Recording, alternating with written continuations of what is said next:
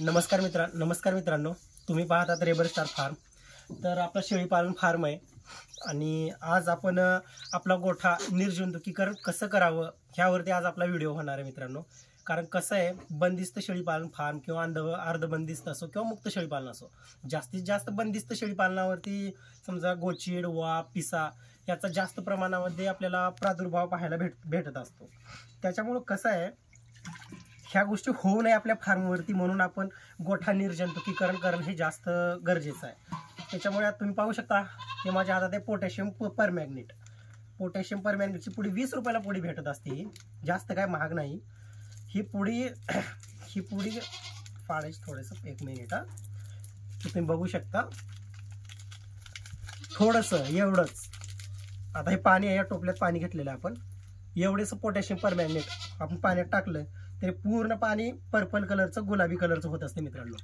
तर तुम्ही बघू शकता हे पाणी आपल्या फार्मवरती खूप जास्त प्रमाणामध्ये महत्त्वाचं आहे। कारण कसं आहे, एकदा जर आपल्या फार्मवरती गोचीड वा पिसा जर झाल्या तर आपल्याला खूप जास्त प्रमाणामध्ये खर्च करावा लागतो। समजा आता टाक्टिक नावाचं औषध आहे गोचीड पिसावरती, हे पूर्ण नंतर आपल्याला फवारण्या वगैरे जास्त खर्चिक बाब होते। त्याच्यामुळे मुळात आपण गोचीड वा पिसवा आपल्या फार्मवरती होऊच द्यायच्या नाही। त्यांना पोषक असं वातावरण जर आपण ठेवायचंच नाही, जर आपला फार्म जर आपण वेळोवेळी स्वच्छ करत राहिलो, लेंड्या वगैरे झाडत राहिलो, तर ह्या अशा गोष्टी आपल्या फार्मवरती होत नाहीत मित्रांनो। त्याच्यामुळे कसं आहे, आता पोटॅशियम परमॅग्नेट असो आणि समजा 1-2 जर तुमच्या फार्मवरती जर गोचीड जर दिसत असेल तर तुम्ही औषध वगैरे हे असो किंवा आणि कोणतंही असो तुम्ही वापरू शकता। तर जास्त वापरायचं नाही पोटॅशियम परमॅग्नेट, स्वस्त आहे म्हणून काही जर शेतकरी काय करतात, पूर्ण पुडी टाकतात किंवा अर्धी पुडी टाकतात, जास्त नाही, एका चिमटीत बसते तेवढंच। आता पाणी जास्त आहे म्हणून मी थोडं जास्त घेतो। आठवड्यातून एकदा, 15 दिवसातून एकदा तुम्ही तुमच्या फार्मवरती हे फवारणी करू शकता किंवा सडा मारू शकता। आता आपण झाडून काढलेलं आहे आपल्या फार्मवरती, शेळ्या आतमध्ये येतं आणि काय आपले पिल्ले आहेत, आणि हे आहे टाक्टिक औषध। समजा जर तुमच्या फार्मवरती जर कुणाला जर वाटत असेल की बाबा आमच्या फार्मवरती थोडेसे गोचीड वगैरे झालेले, तर जास्त नाही, थोडंसं आपण औषधाच्या मध्ये मिक्स करू शकतो।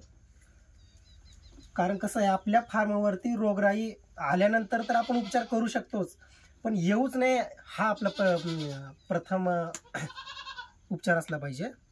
त्याच्यामुळे हा थोडंसं मिक्स करायचं। तुम्ही बघू शकता मित्रांनो, पूर्ण पाणी हे पर्पल कलरचं, रेड कलरचं, गुलाबी रंगाचं पाणी तयार झालेलं आहे। लाल दवा पण म्हणतात, कारण हे आपण डॉक्टरांच्या सल्ल्यानंच त्यांनी म्हणले की डॉक्टर म्हणले असं निर्जंतुकीकरण करू शकतो, त्याच्यामुळे आपण करायचं। रोज फवारायची गरज नाही, रोज तुम्ही तुमचं शेणाचा सडा वगैरे मारू शकता। पण कसं पोटॅशियम परमॅग्नेट एक आता आधुनिक शेती म्हणून आपण थोडंसं प्रयोग करू शकतो। तर अशा प्रकारे आपण सडा वगैरे मारून घेऊ शकतो फार्ममध्ये आपल्या। तर मित्रांनो, जर तुम्हाला व्हिडिओ आवडला असेल तर रेबर स्टार फार्मला नक्की सबस्क्राईब करा, शेअर करा, धन्यवाद, आणि व्हिडिओला लाईक पण करा। थँक्यू।